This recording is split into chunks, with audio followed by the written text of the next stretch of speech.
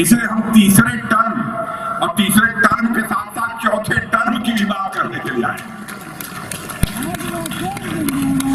हम तीसरे टर्म की यदि मांग कर रहे हैं तो सत्ता भोगने के लिए हम नहीं आपसे वोट मांग रहे हैं, बल्कि राष्ट्र निर्माण के लिए हम आपसे वोट मांग रहे हैं, भारत के विकास के लिए वोट मांग रहे हैं। अब आप देखिए, अर्थव्यवस्था के आकार, मोटी भाषा में समझिए, अर्थव्यवस्था के आकार यानी धन दौलत के मामले में 2014 के पहले हमारा भारत दुनिया में 11वें स्थान पर था। अब आपको अंदाज होगा, सुन लीजिए, धन दौलत के आकार के मामले में हमारा भारत दुनिया में मोदी जी के आने के पहले 11वें स्थान पर था। मानव आयो, आपको जानकर खुशी होगी कि आज के 2 साल पहले ही हमारी सरकार की नीतियों के कारण जो भारत धन दौलत के आकार के मामले में 11वें स्थान पर था, वह जंप लेकर आज दुनिया में 5वें स्थान पर आ गया।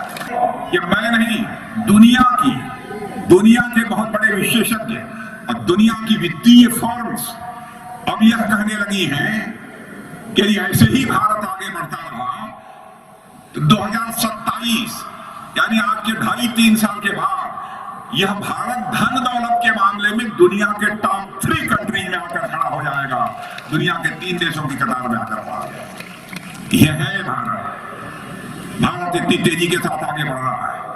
इसलिए मैं आप सभी बहनों भाइयों से अपील करना चाहता हूं, आप सबका समर्थन, आप सबका सहयोग हम सबको प्राप्त होना चाहिए। राजेंद्र बाबू को भूल गए थे लोग, एक ही परिवार को भारत रत्न मिलता था, मिले हमको कोई आपत्ति नहीं, लेकिन क्या राजेंद्र बाबू को भारत रत्न मिलना चाहिए था? किसने दिया? किसने दिया? बोलो सर जी, किसने दिया? क्या कर्पूरी ठाकुर, जिन्होंने की गरीबों के लिए अपने जिस्म का पसीना बहाया, जोखिम उठाया, क्या उस कर्पूरी ठाकुर को भारत रत्न नहीं मिलना चाहिए? किसने दिया? यह भारत ओबीसी कमीशन को भी संवैधानिक दर्जा देने का काम किया, हमारी सरकार ने किया। हम सारा भेदभाव सब समाप्त करना चाहते हैं, समरस समाज की का हम निर्माण करना चाहते हैं।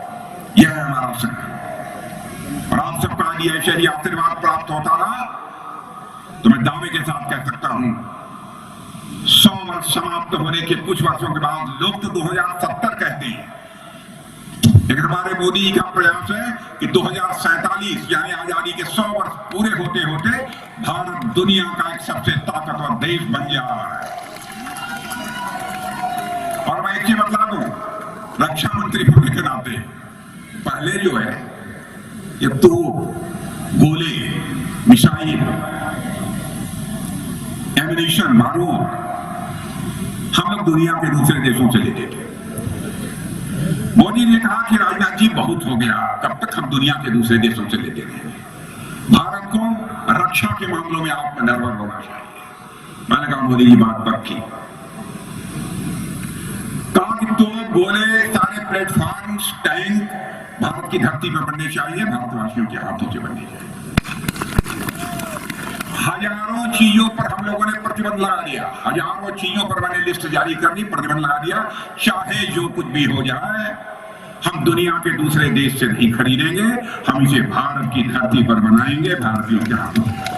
और आज आपको जानकर खुशी होगी, गौरव की अनुभूति होगी, जो भारत दुनिया का सबसे बड़ा इंपोर्टर यानी दुनिया के दूसरों से यह सब रक्षा संबंधित साजो सामान आयात करने वाला भारत था, आज वह भारत 20,000 करोड़ रुपए से ज्यादा का निर्यात कर रहा है, एक्सपोर्ट कर रहा है। यह बात हर मामले में भारत आत्मनिर्भर बनेगा मेरे बहनों भाइयों, आज आपको मैं विश्वास दिलाता हूं। इन्हीं शब्दों के साथ पुनः एक बार शीश झुकाकर आप सभी का हार्दिक अभिनंदन करते हुए अपना निवेदन समाप्त करता हूं।